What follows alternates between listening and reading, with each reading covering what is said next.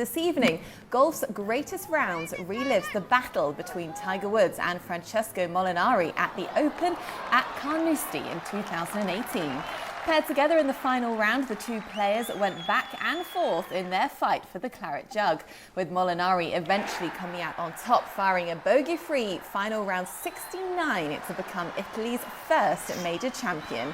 But Robert Dameron, let's focus in on Tiger Woods here, because it was his first appearance at the Open since missing the cut at St Andrews in 2015. He also shot a 5-under 66 on Saturday to make it into that penultimate group with Molinari. So when he's got his eyes on the prize, we know how much of a big game hunter he is. But you have been in that position with the lead, Tiger in the chase. What is it like being hunted down by none other than Tiger Woods?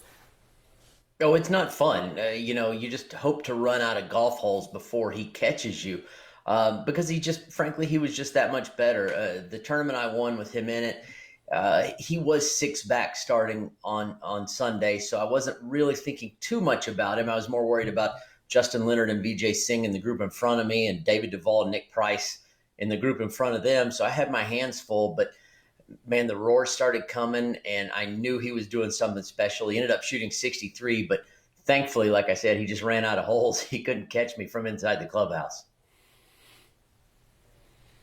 We know how good he is when he held the lead, but what trait did Tiger have when he was coming from behind and when he was hunting down those leaders?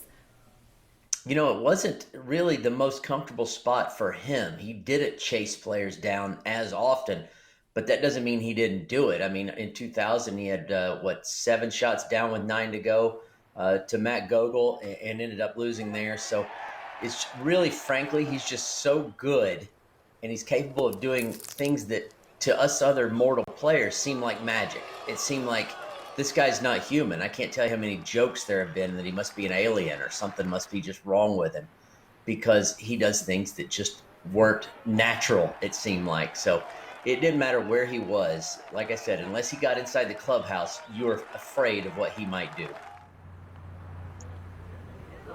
You're right, he can turn the strongest men into boys, Robert Dameron, but not you, because we witnessed it. No. Right there, in fact. Right. Look at that.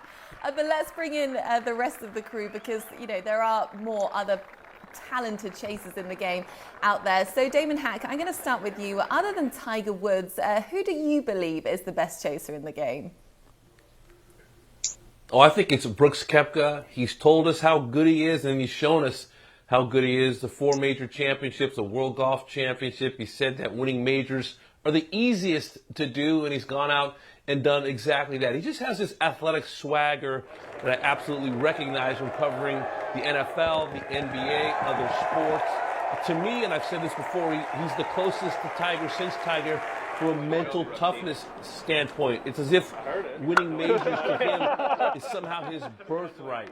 And even when he doesn't win, didn't win the Masters last year, but in the mix against Shane Lowry at Royal Portrush. For some reason, Brooks Koepka seems to thrive when the pressure is the highest. Yeah, Damon, without a doubt, Brooks Koepka has that intimidation factor. But for me, there was one choice, and that was Sung-Hyun Park. You can go back to her nickname in Korea is Dan Gong, which means shut up and attack. It has to do with the fact that the vast majority of events that she won in Korea before she came to the LPGA, she was coming from behind for those victories. That trend continued when she got to the LPGA Tour. In fact, of the 7 wins that she has, one of them was only a 36-hole event, so I'll exempt that. But of the other 6, only one of them did she hold the lead going into the final round. Every single other win, she came from behind. It speaks to the way that she plays the game. She's incredibly aggressive off of the tee. She likes to hit driver where she can. The very first memory I have of her was actually at the U.S. Open, where she was going for the green in 2. She was not yet an LPGA Tour member on the 18th hole to try to win the golf tournament. She wasn't playing for second, and that's exactly how she plays the game, and that's why she got that nickname, Shut Up and Attack. Shut up and attack. That is fantastic. I want a nickname like that. What makes a great chaser, though? It's someone that that's behind you that can just pile on the birdies, and they can come fast and furious, and you just don't know what happened. And the next thing you know, they're past you. And no one makes more birdies than Justin Thomas. And there's a difference between Thursday birdies and Sunday birdies, and he can make them when they absolutely matter. No fear whatsoever.